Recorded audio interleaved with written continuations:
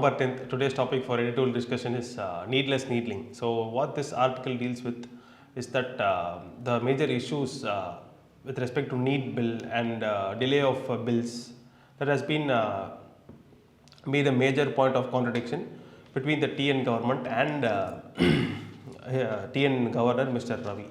So this standalone issue, it is not that big of an major point from the perspective of major importance from the perspective of UPSC. But the thing is, from this instance, from this issue, we can learn a lot about who is a governor, and also see some insight into from the mains perspective, from the mains vantage point, how the issues with respect to governor are handled. So in that case, it has a major importance with respect to UPSC. So who is a governor?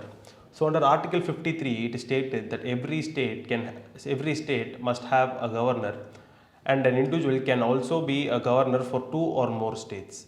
So a governor is a central government appointed agent who acts as the agent of the central government.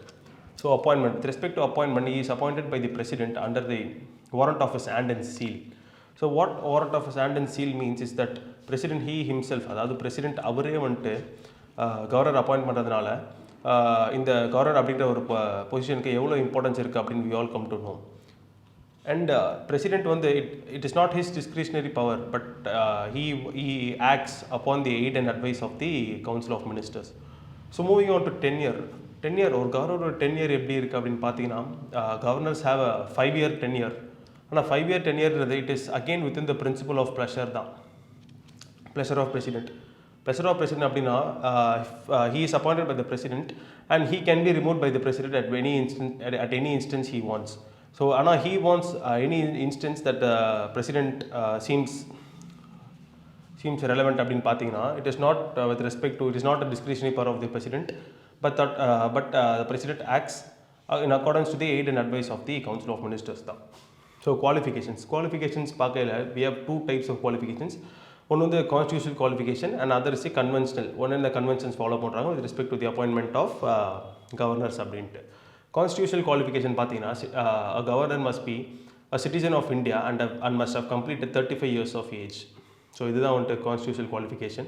Conventions, 2 major conventions என்ன follow பண்ணுறாங்கன்னா, ஒரு கவர்னராக இருக்கக்கூடிய மனுஷன், ஒரு கவர்னராக இருக்கக்கூடிய individual, he or she must not be involved in active politics in recent past or recent times அப்படின்றது தான் வந்துட்டு ஃபர்ஸ்ட் மேஜர் இது. ஸோ செகண்ட் மேஜர் கன்வென்ஷன் என்னென்னு பார்த்தீங்கன்னா, இப்போ for example an individual of that state cannot be appointed as the governor of the same state. For example இப்போ தமிழ்நாட்டில் ஒரு இண்டிவிஜுவல் இருக்காங்கன்னா, அந்த இண்டிவிஜுவலை வந்துட்டு தமிழ்நாடோட கவர்னராக வந்துட்டு they can't appoint. ஸோ வேறு ஏதாவது ஸ்டேட்டுக்கு தான் வந்துட்டு கவர்னர் அப்பாயிண்ட் பண்ணி ஆகணும். So moving on to roles, நமக்கு தெரியும் he is the chief executive of every state. Governor is the chief executive of every state. So all executive action வந்து it is taken by state government on behalf of the governor தான். So அவருக்கு வந்துட்டு various executive roles மட்டும் இல்லாமல் various judicial roles, legislative roles, அந்த மாதிரி discretionary powers, இது மாதிரி ரொம்ப ஜாஸ்தியாக இருக்குது. இந்த ரோல்ஸ்னாலே தேர் ஆர் லைக் எப்படி சொல்கிறது, there are various issues that have been created. The recent times the functioning of governor and state governments have locked horns with respect to various issues.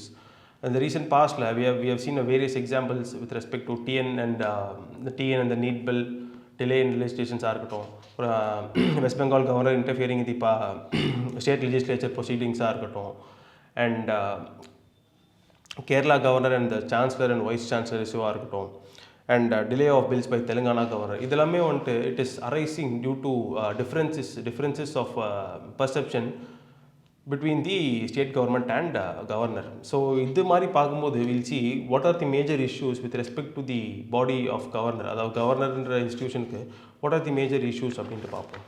So appointment of governor. So as we have discussed earlier, appointment of governor என்னன்னு appointment of governor எப்படி இருக்குன்னு பார்த்தீங்கன்னா, he is appointed by the president.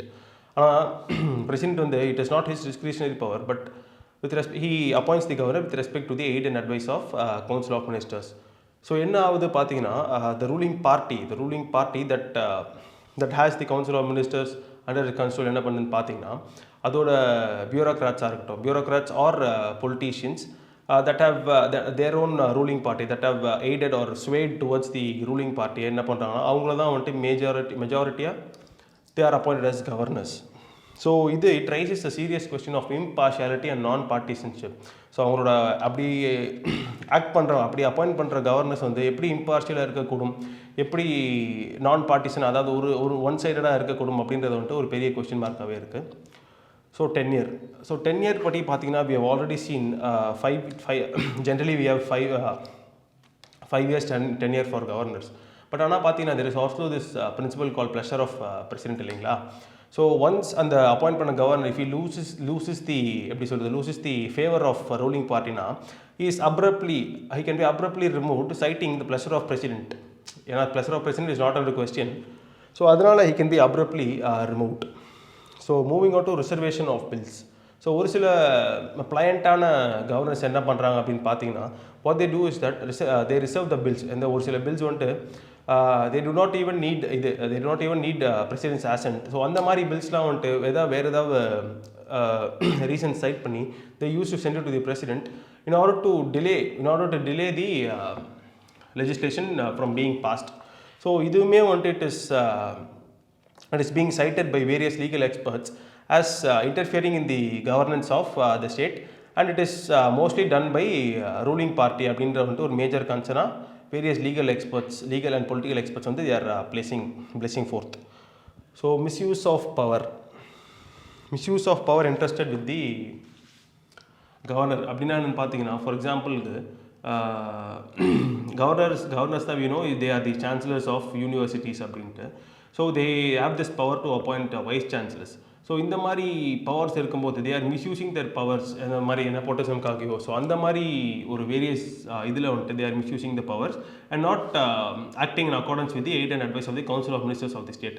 For example இந்த 2018 what happen was TN governor இருக்காருங்களா. So அவர் வந்துட்டு ஒரு major யூனிவர்சிட்டிக்கு வைஸ் சான்சலர் அப்பாயிண்ட் பண்ணும்போது கவர்மெண்ட்டோட கன்சல்டேஷனே இல்லாமல் அப்பாயிண்ட் பண்ணார். ஸோ இந்த மாதிரி வந்துட்டு கவர்னர் அப்படின்றது he is aided by the aid and advice of council of ministers தான். ஸோ அந்த மாதிரி கவுன்சில் ஆஃப் மினிஸ்டர்ஸோட எய்ட் அட்வைஸ் இல்லாமல் நடக்கிறதுனால வந்துட்டு இதுவுமே ஒரு பெரிய மேஜர் இஷ்யூவாகவே பிட்வீன் கவர்னர் அண்ட் ஸ்டேட் கவர்மெண்ட்டாக போயிட்டுருக்கு. So with respect to discretionary பவர்னா என்ன? டிஸ்க்ரிஷனரி பவர் அப்படின்னா என்னென்னு பார்த்தீங்கன்னா இந்த மாதிரி டிஸ்க்ரிஷனரி பவர் எக்ஸசைஸ் பண்ணும்போது governors they do not have to act in accordance with the aid and advice of the council of ministers. So discretionary power is their own discretion. அவங்க act பண்ணிக்கலாம். So இந்த மாதிரி discretionary power அப்படின்னு வரும்போது முன்னாடி பார்த்த மாதிரி மோஸ்ட் கவர்னர்ஸ் ஆர் இந்த ரூலிங் பார்ட்டி ஸ்வே பண்ணுறவங்க அப்படின்னு நம்ம பார்த்துருக்கோம். ரூலிங் பார்ட்டியில் ஸ்வே ஆகிறவங்க தான் மோஸ்ட்டாக அது மாதிரி கவர்னர்ஸ் அப்பாயிண்ட் பண்ணிகிட்டு இருக்காங்க அப்படின்றது. ஸோ அந்த மாதிரி நேரத்தில் என்ன வரும் அப்படின்னு பார்த்தீங்கன்னா இந்த மாதிரி டிஸ்க்ரிஷனரி பவர்ஸை மிஸ்யூஸ் பண்ணுறாங்க. ஃபார் எக்ஸாம்பிள் ஹங் அசம்பிளி 2018 கர்நாடகாவில் ஹங் அசம்பிளி வந்தப்போ என்னாச்சு அப்படின்னு பார்த்தீங்கன்னா பிஜேபி மெஜாரிட்டி வச்சுருந்தது. இந்த கவர்னர் என்ன பண்ணார் பார்த்தீங்கன்னா பிஜேபியை they call to form the government. But ஆனால் அவர் he didn't explore further choices. For example Congress and JDP Janata Dal என்ன பண்ணியிருந்தாங்கன்னா they formed a post poll alliance and had the highest majority. So இந்த மாதிரி வேரியஸ் அவென்யூஸ் வந்துட்டு எக்ஸ்ப்ளோர் பண்ணாமல் ruling பார்ட்டிக்கு ஃபேவராக மூவ் பண்ணுறாங்க. அந்த விஷயத்தில் வந்து டிஸ்க்ரிஷனரி பவர் அப்படின்றது வந்துட்டு it is under question. It is being misused by the governor அப்படின்ட்டு வேரியஸ் சைட்ஸ்லேருந்து they are placing one of the major கன்சர்னாக வந்துட்டு இந்த இன்ஸ்டிடியூஷன் ஆஃப் கவர்னர் மேலே they are placing. So way forward பற்றி நம்ம பேசையில் what is happening various commissions like the Sarkaria கமிஷனாக இருக்கட்டும், புஞ்சி கமிஷனாக இருக்கட்டும் with respect to centre state relations and national commission on working of constitution அந்த மாதிரி கமிஷன்ஸாக இருக்கட்டும் வாட் தேர் டூயிங் அண்ட் நிறைய எஸ்சி வேர்டிக்ஸ் கூட என்ன பண்ணுறாங்க அப்படின்னு பார்த்தீங்கன்னா அந்த கவர்னரோட பவர்ஸ் கவர்னரை வந்துட்டு இன்டர்ஃபியரன்ஸ் இல்லாமல் இந்த நம்ம டிஸ்கஸ் பண்ணியிருக்க எல்லா இஷ்யூஸையும் வந்துட்டு மினிமைஸ் பண்ணுற ஒரு நோக்கத்தோட நிறைய பாயிண்ட்ஸ் கொடுத்துருக்காங்க. ஸோ ஃபார் எக்ஸாம்பிள் எப்படி கொடுத்துருக்காங்க பார்த்தீங்கன்னா ஒரு புஞ்சி கமிஷன் என்ன சொல்லுதுன்னா ஒரு ஃபிக்ஸட் டென்யூர் வைக்கலாம், ஒரு இந்த மாதிரி பில்ஸ் டிலே பண்ணாமல் இருக்கிறதுக்கு ஒரு ஃபிக்ஸட் டைம் ஃப்ரேம் தரலாம். And office of profit governors retire our governors வந்து they are debarred from taking office of profit. So இந்த மாதிரி various recommendations these premier commissions are placing forth. So இந்த மாதிரி commissions follow பண்றதுனால, இந்த மாதிரி commissions or recommendations follow பண்றதுனால the institution of governor can be, its powers can be further amplified அப்படின்னு தான் சொல்லணும். And Supreme Court கூட இந்த case of BP Singhal caseல what they held is that removal of governor should not by the president should not be arbitrary அப்படின்னு சொல்லியிருக்காங்க. Arbitrary அப்படின்னு பார்த்தீங்கன்னா எடுத்தோம் கவுத்தோம் அப்படின்ட்டு வந்துட்டு பிரசிடென்ட் வந்துட்டு அவரோட ப்ளஷர் ஆஃப் பிரசிடென்ட், அந்த ப்ளஷர் பிரின்சிபல் வந்துட்டு ஈ கான்ட் அப்ளை. ஸோ அதுதான் ப்ளஷர் ஆஃப் பிரசிடென்ட் அப்படின்றது. ஸோ நாதம் ரூபியா கேஸில் what they're telling is that the discretionary power of governor is also limited அப்படின்ட்டு சுப்ரீம் கோர்ட் வந்து it has held. So recent instances such as the rising hassles between the government and governors of various states such as the தமிழ்நாடுவாக இருக்கலாம், அந்த கேரளா இஷ்யூவாக இருக்கலாம், அந்த west Bengal இஷ்யூவாக இருக்கலாம், இந்த மாதிரி issues எல்லாமே it must be reduced and ultimately eradicated. So இந்த மாதிரி இஷ்யூஸை வந்துட்டு நம்ம தள்ளி வச்சு அதை குறைச்சி அண்ட் அதை கம்ப்ளீட்டாக அனைலேட் பண்ணுறதுனால என்ன ஆகுதுன்னு பார்த்தீங்கன்னா மக்களுக்கான குட் கவர்னன்ஸ் வந்து it goes and reaches them. So இந்த மேஜர் இஷ்யூஸ் ஏன் உருவாகுது அப்படின்னு பார்த்தீங்கன்னா it is due to ideological and political differences இருக்கிறதுனால தான் வந்துட்டு இந்த மேஜர் இஷ்யூஸ் வந்துட்டு it is coming into existence. So இந்த மாதிரி issues ideological or political differences both sides the government சரி and the state governments சரி they must set aside and focus on flourishing on with respect to mutual understanding and mutual respect. And they must try to give good governance to the citizens. Thank you.